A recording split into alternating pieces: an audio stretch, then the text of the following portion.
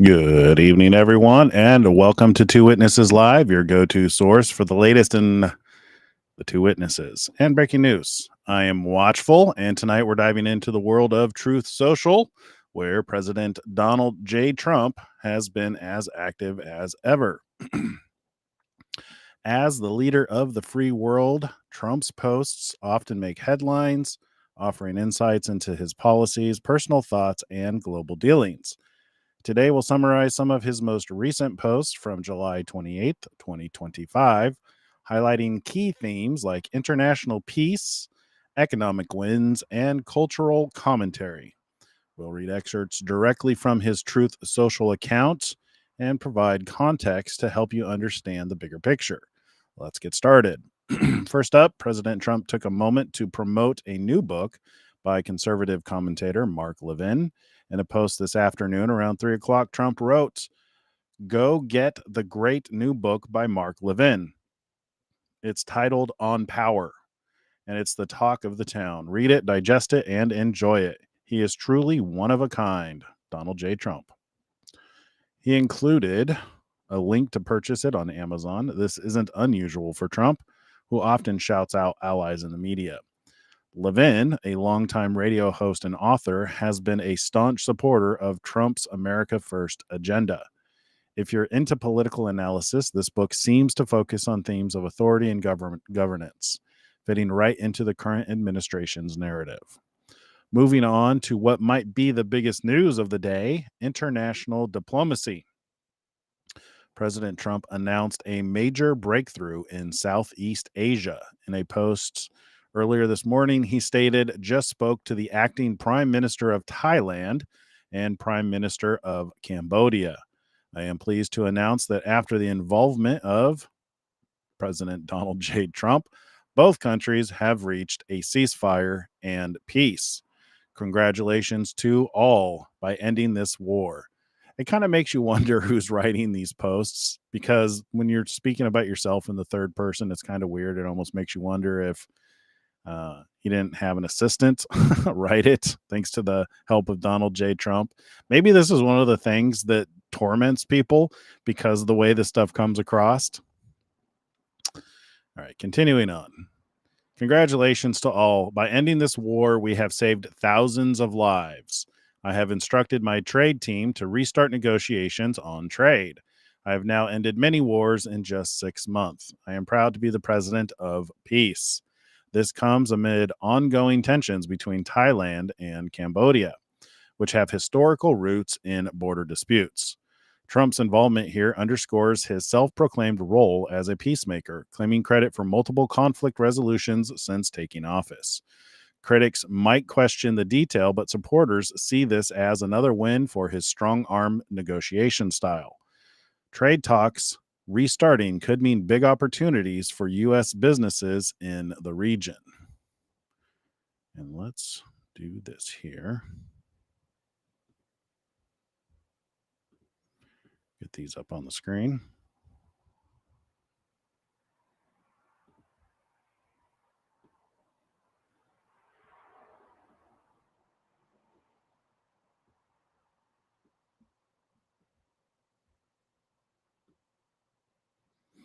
There you go.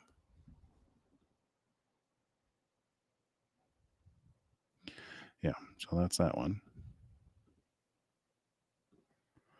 All right, speaking of peace, Trump also touched on the idea of recognition for his efforts in another post this evening. He shared an excerpt from an article titled, "Trump Deserves the Nobel Peace Prize, but the left will never admit it." He quoted, "There is seemingly no worthwhile accomplishment or good deed authored by President Trump that the left will give him credit for achieving.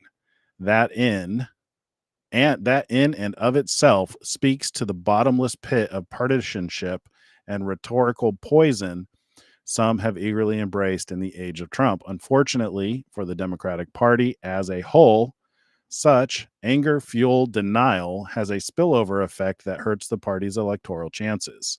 And it continues, criticizing Democrats for focusing on anti-Trump rhetoric over policy.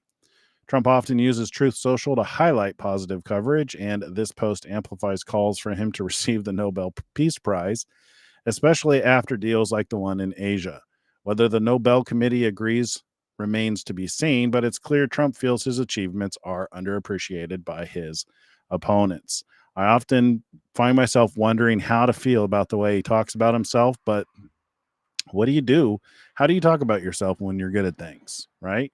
When you are getting things done, when you are negotiating peace deals and you're having a positive impact on the world. Of course, not everybody sees it as a positive impact on the world because that's what the two witnesses do. They torment those who are on the earth. And it is definitely in Trump's nature to torment. On the economic front, President Trump celebrated what he's calling the biggest deal in history with the European Union. In a post shared widely, he highlighted Trump makes biggest deal in history with the EU. Euro tumbling mega.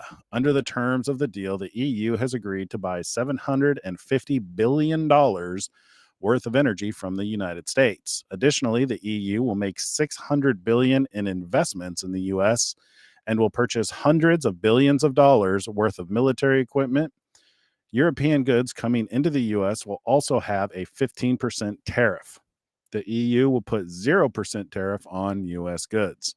This agreement, if accurate, represents a massive shift in transatlantic trade, favoring human exports and energy independence. Eurocrats have reportedly lamented it as a disaster for Brussels.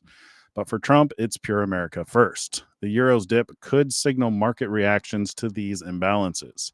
This post ties directly into Trump's tariff-heavy approach, which he credits for bringing jobs back home.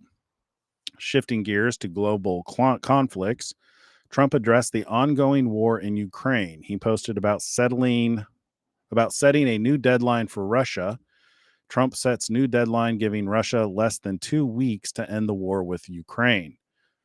He referenced the war's origins back to 2014 and emphasized his strategy of economic leverage over endless aid. Trump said he's disappointed in Putin and is reducing the previous 50-day deadline to just 10 to 12 days. This bold move could escalate tensions or force a resolution, depending on how you look at it. Trump's posts on this topic often highlight his belief that the conflict could have been avoided under his leadership and that he's the one to end it now. I don't know about that. Jesus said all these things must happen.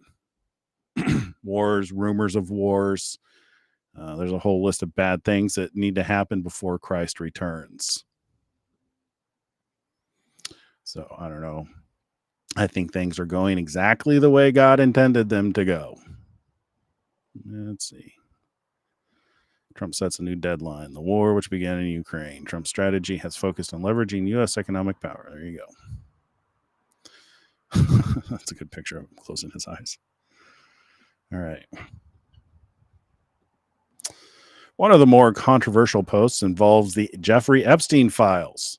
Trump claimed his name might have been planted in the documents, stating he never went to Epstein's island, unlike Bill Clinton, who supposedly visited 28 times. He added, "I never had the privilege of going to the island. I turned it down." The use of the word privilege raised eyebrows, but Trump insists on his innocence and distances himself from the scandal. This comes amid calls to release more Epstein-related files, with some accusing Trump of deflection. It's a hot-button issue that's sure to spark debate as Freedom of Information requests continue to uncover details. And finally, Trump weighs in on censorship abroad. He confronted UK Prime Minister Keir Starmer over reports of blocking Truth Social in Britain, amid talks of banning VPNs under the new online safety bill. Trump called Starmer a nasty person and criticized his handling of London. This post highlights Trump's concern about free speech and big tech motorcycle racing, apparently. I don't know if you guys could hear that. Criticized his handling of London. This post highlights Trump's concern about free speech and big tech regulation, especially as VPN usage surges in response to censorship. If the UK moves forward with a ban, it could join countries like China and Russia in restricting online freedoms, something Trump sees as a threat to platforms like his own. And that's a wrap for today's summary of President Trump's Truth Social activity, from brokering peace to touting economic victories and calling out critics. It's clear Trump uses the platform to communicate directly with his base and shape the narrative. What do you think about these posts? Drop your thoughts in the comments below, and don't forget to like, subscribe, and hit the notification bell for more updates. I am watchful. All right, let's go to comments. What do you guys have to say? Here, let's just move these over here. We'll go doop and doop. There you go. Can I scroll here or do I scroll here? Let's see. I wish people would look at the lives of the saints with the same focus that they put on the lives of celebrities in the secular world. Okay. God's plan is definitely in full motion, and the bigger pieces are falling. Oops. May have to read these over here. I wish. God's plan is definitely in full motion, and the bigger pieces are, yes. We're definitely in end time events right now. You know, I was looking at the details of the comet Apophis, which is due to pass the Earth on April 13th, 2029. I need to update my timeline to take that into account because that would be in seal number 7, which is roughly where I have seal number 7 opening in 2029. I need to add that to my calendar. All right, not a lot of comments. Well, with that, we'll let you guys go. This has been your final update on Trump for the evening. I look forward to giving you an update on the 2 witnesses